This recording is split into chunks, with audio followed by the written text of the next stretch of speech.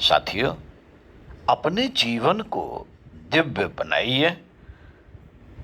पुस्तक जीवन और मृत्यु गायत्री मंत्र के धी अक्षर की व्याख्या लेखक पंडित श्री राम शर्मा आचार्य पृष्ठ 13 से पढ़कर सुनाते हैं। आइए सुनते हैं।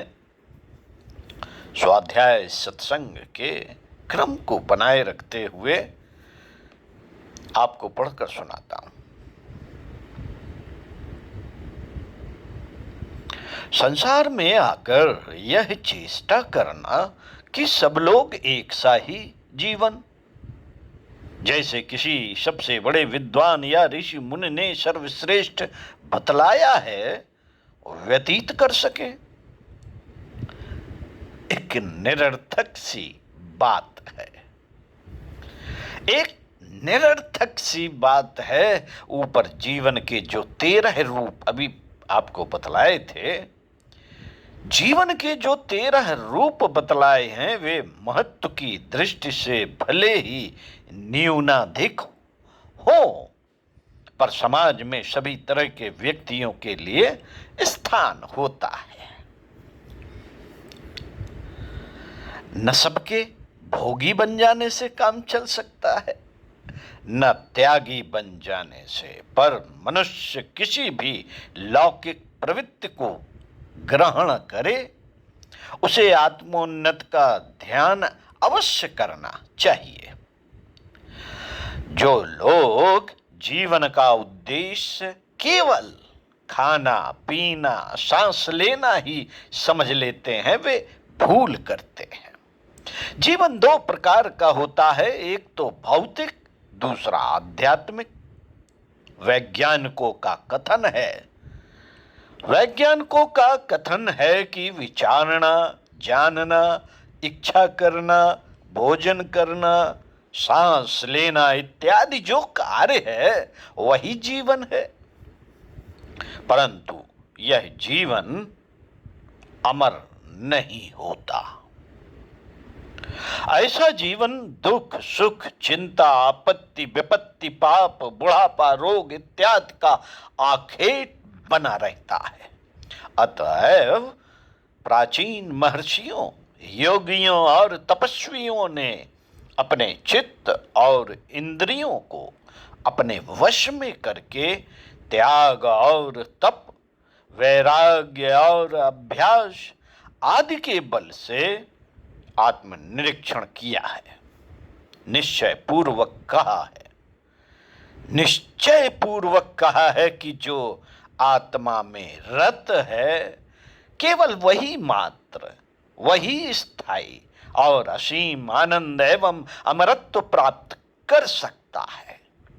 उन्होंने मनुष्य के भिन्न भिन्न स्वभाव, योग्यता और रुचि के अनुसार आत्म साक्षात्कार के लिए विभिन्न निश्चित मार्ग बतलाए हैं।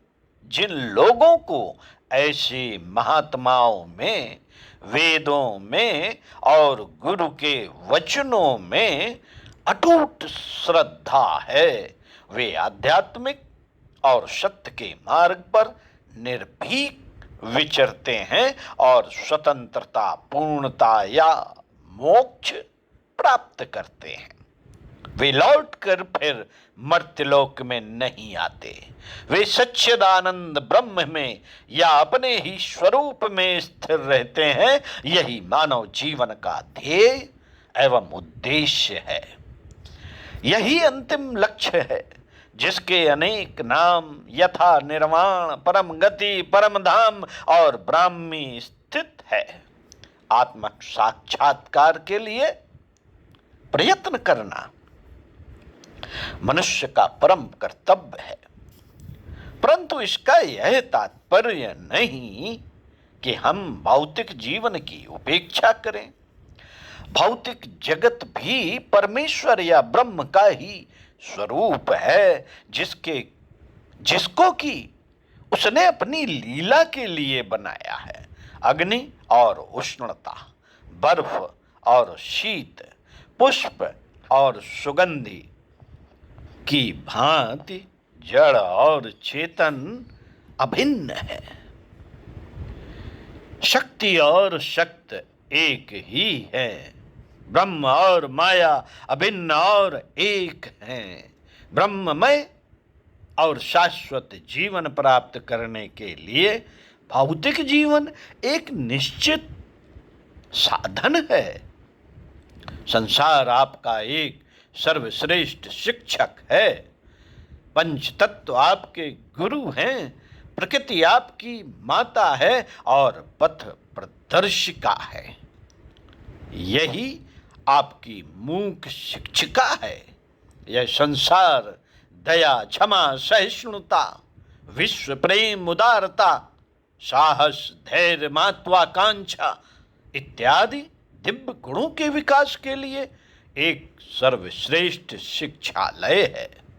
यह संसार आसुरी स्वभाव से युद्ध करने के लिए एक अखाड़ा है और अपने भीतर की दैवीय शक्ति को प्रकाश में लाने के लिए एक दिव्य क्षेत्र है। गीता और योग वशिष्ठ की मुख्य शिक्षा यही है कि मनुष्य को संसार में रहते हुए आत्म साक्षात्कार करना चाहिए।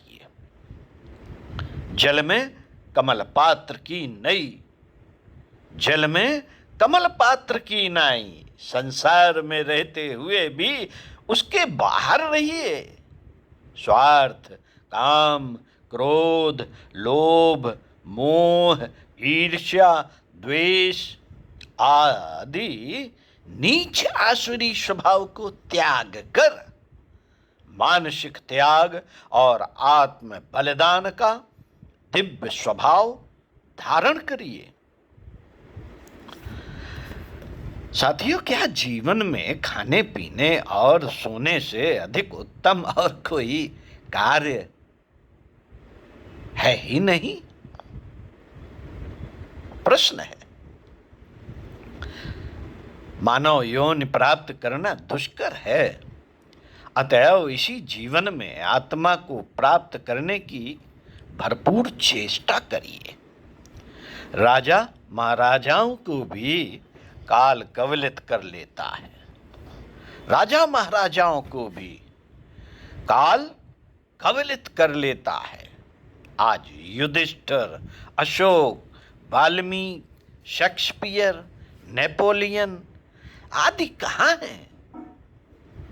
इसलिए आत्मिक साधनों में लग जाइए, तभी आप परमानंद की प्राप्ति कर सकेंगे। ताश, सिनेमा और धूम्रपान में व्यर्थ समय बिताने से क्या आपको असली शांति मिल सकती है?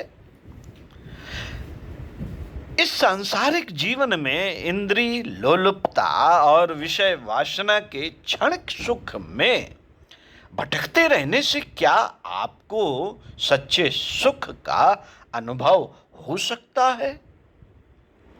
आपके झगड़े में या व्यर्थ के बकवास में क्या आपको सच्चा आनंद मिल सकता है? ये बहुत सारे प्रश्नों का जवाब आपको ही खोजना है। साथियों, अपने आदर्श और लक्ष्य तक पहुंचने के लिए संग्राम करते रहना ही जिंदगी है। इस संग्राम में विजय प्राप्त करना ही जीवन है। अनेक प्रकार की जागृतियों को ही जीवन कहते हैं। मन और इंद्रियों पर विजय प्राप्त करिए। यही आपके असली शत्रु हैं।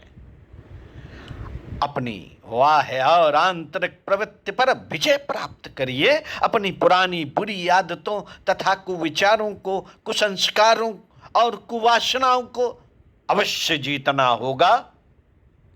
इन पैशाचिक शक्तियों से युद्ध करना होगा और विजय प्राप्त करनी होगी।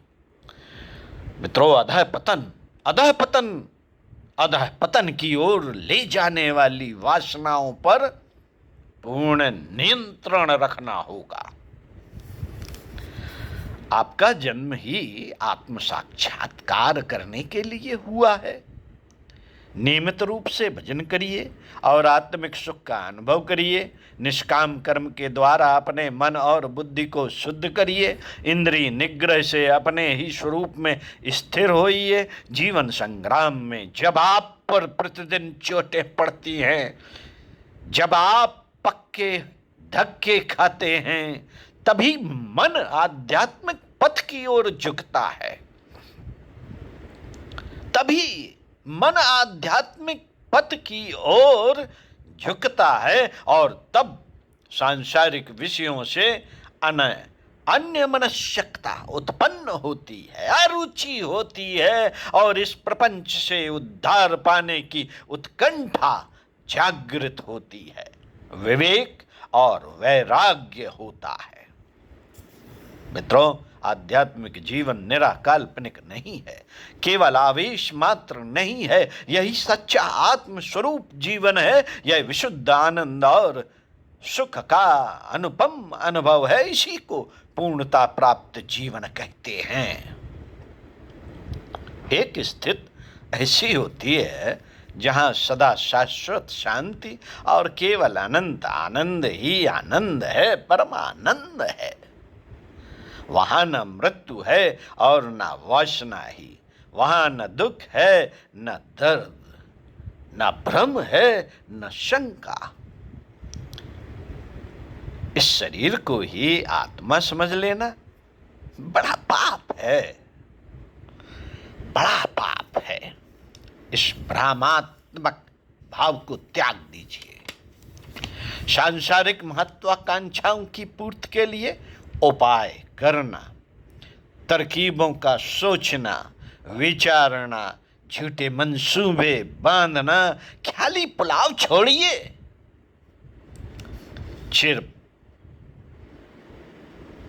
चिरपालित मायाविनी आशाओं को तिलांजल दीजिए। वासनाओं और इच्छाओं का दमन कर ऊपर उठिए। बुद्धि से काम लीजिए, बुद्धि से काम लीजिए। उपनिषदों का मनन पूर्वक अध्ययन करिए, नियमित निधिध्यासन करिए। अविद्या और अज्ञान के गहन अंधकूप से बाहर निकलिए और ज्ञान रूपी सूर्य की जगमगाती ज्योति में स्नान करिए। इस ज्ञान में दूसरों को भी साथी बनाइए। अपवित्र इच्छाएं और अविद्या आपको बहका लेती हैं, अतः इसे भी कभी न भूलिए कि मानव जीवन का मुख्य उद्देश्य और अंतिम लक्ष्य आत्म साक्षात्कार करना ही है। झूठे बाह्य आडंबरों और माया के मिथ्या प्रपंचों में मत फंसिए, मत फंसिए। कल्पना के मिथ्या स्वप्नों से जागिए और थोथे सारहीन प्रलोभनों के जाल में न फंसकर ठोस और जीती जागती असलियत को ही पढ़िए। अपने आत्मा से प्रेम करिए।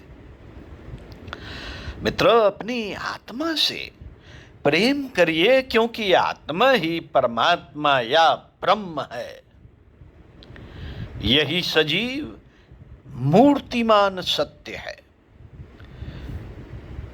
कर्मयोग का अभ्यास जिज्ञासु के मन को आत्मज्ञान ग्रहण करने योग्य बनाता है और उसे वेदांत के अध्ययन का योग्य अधिकारी बना देता है। कर्मयोग की प्रारंभिक शिक्षा प्रारंभ करने से पूर्व ही मूढ़ मानव ज्ञान योग अभ्यास में असमय ही कूद पड़ते हैं। यही कारण है ऐसे लोग सत्य की प्राप्ति में बुरी तरह फेल होते हैं।